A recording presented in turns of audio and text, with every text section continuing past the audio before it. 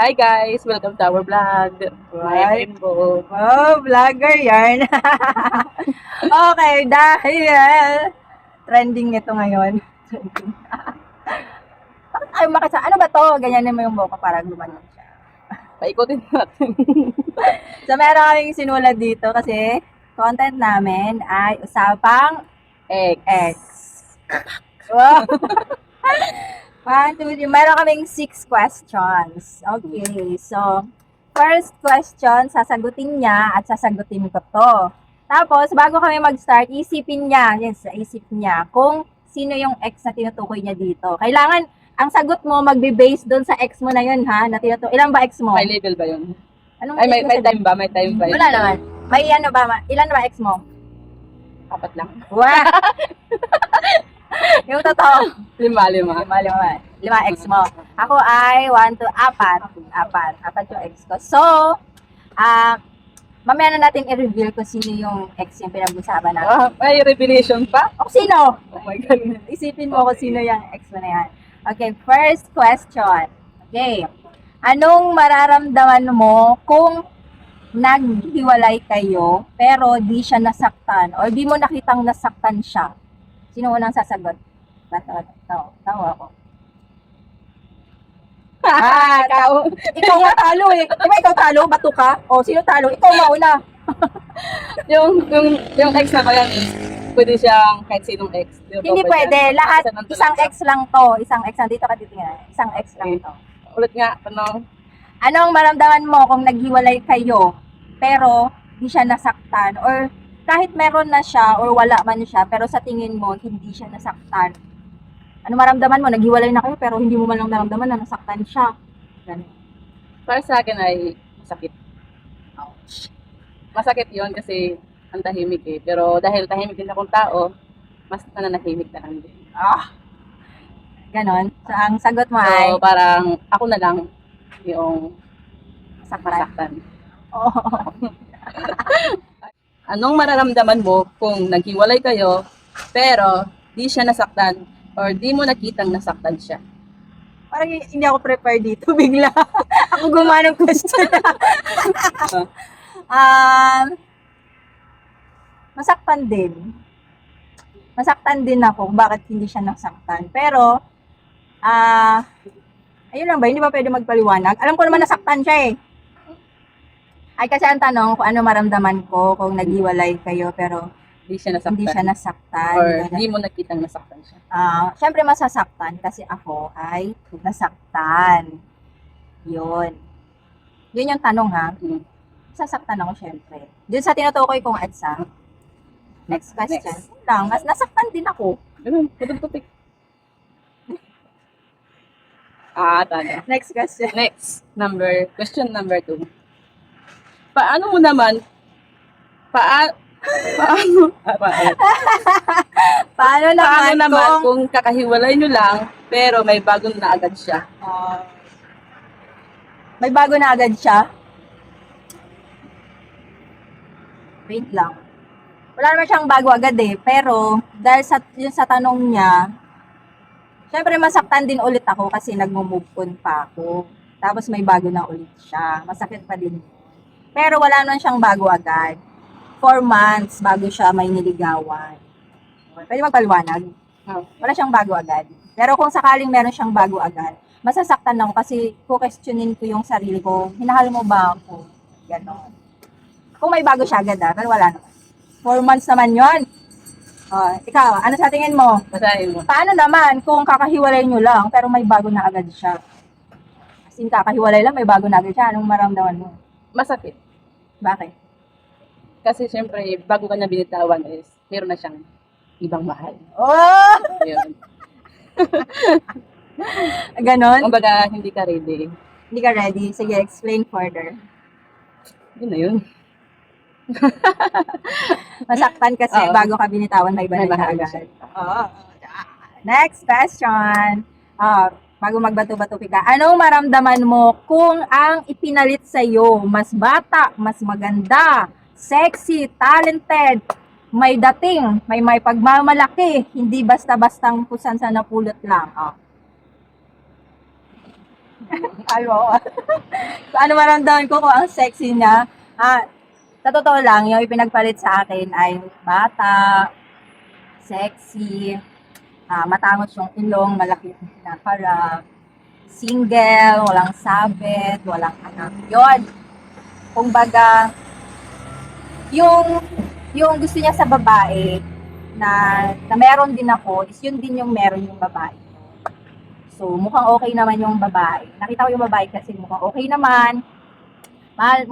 Basta mukhang okay sila. So, kahit na nasaktan ako kasi mahal ko pa siya, tinanggap ko na kasi nakita kong masaya siya doon. Gano'n naman daw talaga pag mahal mo yung tao. Yon, kung bagay, yung ipinagpalit sa akin, hindi rin basta-basta. Hindi ko masasabing, kung baga, hindi mo masasabing, bakit mo dyan ako pinagpalit? Kung baga, kalibel ko din yung babaeng pinagpalit sa akin. So, may taste siya. Charis! yung pinili niya is magandang klase, kalibel ko. Kalibel ko, mukhang mas ano pa nga sa akin eh, kasi sexy bata. Ganyan. So, dahil nakita kong masaya siya, masaya na din ako para sa kanya. Sinusuportahan ko siya. Yon. Ikaw naman, ganon. Sa akin ay, Kung pinagpalit sa'yo, yung pinagpalit sa akin ay, mas bata, mas magka-level sila. So, hindi ko i-label yung sarili ko sa kanya. Kasi unang-una, mas may dating pa ako sa kanya. Hindi ako nasaktan. hindi ka nasaktan. Hindi ako nasaktan. Wow! May dating pa ako sa kanya, sa pinalit sa akin eh. Fierce. Ba't may pinalit na ba sa'yo? Meron. Tapos, yun. Tsaka, hindi, ako, single ako. Iniwan niya, di ba? Ang pinalit niya sa akin may sabit. Kaya ganun. Saan nagsabi? Ganun. Sumabit siya, ganun. Ganun yun siya. Ganun. Ayan. Kaya, no regrets. Wow, no regrets. Okay, pang fourth question. Paano mo masasabing tuluyan ka nang nakamove on sa ex mo? Wow! Talo ko. Follow ka. Paano ko masasabing tuluyan na ako nakamove on? Dito sa ex na ito yung tinutukoy ko is, sobrang hirap. Pero sa ex ko na to, hindi ako napaggastos yung pag-move on ko. Kasi before, ang gastos ko mag-move on talaga ilang 100,000 yung nagastos ko. Dito, more on prayers, more on family, kasi marami siyang nabigay sa akin na naturo. Kumbaga, parang feeling ko, pinaano siya sa akin ng Lord para mawala yung itim na usok sa akin. So, more on prayers. Tapos, kailangan kong balikan yung lugar na pinuntahan namin, kung saan kami nagsama ng talagang swak. Nung binalikan ko na yon, pagbalik ko ng Maynila, unti-unti na. Tapos, prayers lang talaga. Talagang iniyak ko na siya kasi hindi ko pwedeng idasal na magkabalikan kami someday. Ang pinagdasal ko, nung pinalitan ko yung dasal ko, sabi ko, na tanggalin na siya sa puso ko kasi wala na kung hindi siya for, hindi kami para sa isa't isa. Yun, prayers yung nakatanggal. Tapos, as in wala, may mga nanliligaw, may mga pero hindi ko in-entertain. Inantay kong mag 1 year. Kasi sabi ng psychologist, totaling mag-heal ka sa taong mahal mo talaga 1 year and 3 months. So, inisip ko lalagpas ako ng 1 year and 3 months. Kasi before, talagang 1 year, 3 months, yung 4 months bago ako nakamove on. Sa kanya, parang 9 months lang yata. Hindi umabot ng taon. So, totally malinis siya. Natanggap ko na. No regrets na. Yun ko masasabing totally move on na. Kasi, isang taon na kaming hiwalay bago ako nakipagrelasyon. Kasi kailangan malinis siya eh. Kasi before, tumalon ako agad. So, nagamit ko lang yung tao para mag-heal ako dun sa kung saan ako na-broken. Pero hindi din ako nag-heal. Kumbaga, nagastos lang na sayang yung 2 years ko. So, dito, lesson learned na hindi na ako nagpadalos-dalos. Kasi, kaya ko naman na walang karelasyon. Mas maganda nga yun. Tsaka, mas nag-grow, mas nilove ko yung self ko. Ang dami kong na-discover para sa sarili ko. Yun, totally move on. Sa'yo naman. Magkaiba talagang taon. Wow, sabay banat! Magkaiba talaga kung paano Explain mo na maayos yan, mahirap-hirap yan. paano mag-move on. Matindi kalaban mo, matinding nauna. Kasi ako iyak now. Iyak now. Smile letter na ganun. Hindi kasi ako yung tulad ng iba na sobrang mag-move on or ilang buwan bago mag-move on. Ako, pag naiyak ko na yung sama ng loob, yung sakit, mawala na yan sa akin. Kinabukas na parang huli na ako. Tapos, pag Nakasan nagmahal, mo daw. tapos pag nagmahal ako ulit, kung ano yung love na binigay ko noon, ganun pa rin naman ang ibibigay ko sa tao. Sabi nila, kapag daw kakahiwalay mo lang, tapos nagjowa ka na kaagad, hindi ka daw nag-move on, yung ginagamit mo lang ng Hindi. taong yon Iba. para makamove on ka. Hindi, iba yun. Iba talaga. Iba-iba. Iba talaga yung ano ng tao. O, paano mo masasabing move on ka na? Pag nagmahal na ako ng bago, ganun. Bakit may minamahal ka ng bago? Yes. Totoo ba yan? Yeah. Move on ka na talaga? Oo naman. Paano mo nasabi? Minahal na kita. Wala. Di nga. Joke. Okay, pang 5. Paano pag magkita kayo ng ex mong ito, yung tinutukoy mo, tinutukoy natin. Paano pag nagkita kayo? Anong mafe-feel mo? Anong maramdaman mo? Ano sasabihin mo? Talo. Wala akong masabi siguro. Siguro titingnan ko lang siya, pero wala akong masasabi. Hindi mo sisingilin?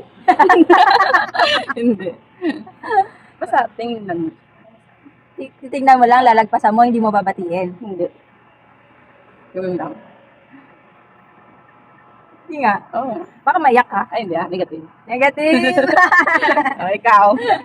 Ako, yayakapin ko. What? Oh my God. Overthink. It's a prank. Maiiyak ako. Bakit agad? Bakit? Hindi. Kasi mahal mo pa. Wow. Paano mo sabi na kamabog ka kung may... Uy, ibang tanong gan. Gumanyan ng papating.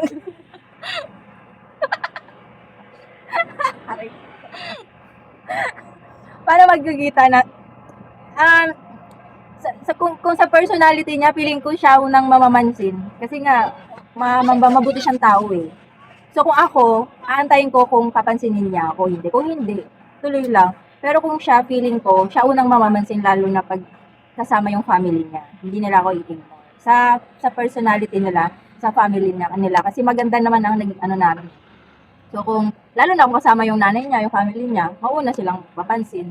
Mauna silang pumansin. Kasi parang wala sa kanila yung hate, no negativity sa family nila. Wala silang ganun.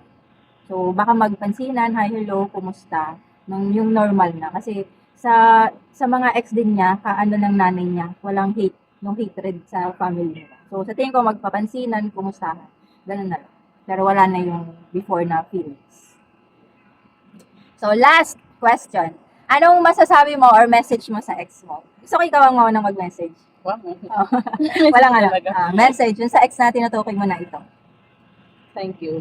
What? Thank you! Yun, kasi kahit paano, naging bilong din siya sa life natin. Life mo? Life ko, naging ano din siya, naging bahagi din naman siya. So, Minsan mo siyang pinangarap na kasama. kasama, hinahad, pero thank you. Hindi mo nga sisingilin? Ha? Singilin mo. Message ko sa ex ko. Teka lang. Meron tong kasunod nito. ang message ko sa ex ko ay thank you din. Kasi sabi nga ni mama, sabi ng kapatid ko, parang binigay lang siguro siya ni Lord sa akin para tuluyan akong makamove on, tuluyan akong makawala. Makamove on dun sa isang ex at makawala dun sa isang ex. Tapos nagbalik loob ako sa Panginoon. Thank you pa din kasi sabi nga ni mama, bigay siya ni, parang hindi talaga kami pang forever. Parang binigay lang siya ni Lord sa akin para makawala at Sige, on. kapante. Tapos, kung baga nawala yung ano ko, na parang minahal ko na ulit yung sarili ko, na mahalaga na ulit yung buhay ko. Tapos nagbalik loob na ako, mabait na ako, hindi na ako masyadong nangangaway. Kasi marami siyang pina-realize talaga sa akin. And, basta, halos lahat ng bagay na-realize ko nung nakilala ko siya. Wala kaming hindi magandang pinagsamahan. Sobrang ang ganda ng flow ng pagsasama namin. At nung kung baga tinanggap siya ng family ko, tinanggap ako ng family niya. Maayos talaga. So, thank you. Naging malaking parte siya ng buhay ko kahit na saglit lang kami nagkasama. So, isa siya sa ex na talagang walang masamang tinapay akong masasabi. Na pasalamat ako kay Lord na nakilala ko siya. Gano'n. So, Ang dami sinabi. Sa kanya, thank you lang. Walang singilan. More on, thank you lang. Thank you lang. So, yon, usapang ex, kung gusto nyo mag-vlog kami or may part 2 ito or yung gusto nyo malaman about sa amin, comment down may below. katanungan pa. Wow, vlogger yarn. Ha? Dude, Ingat ka. hindi na wala yung kasi mo. Ha?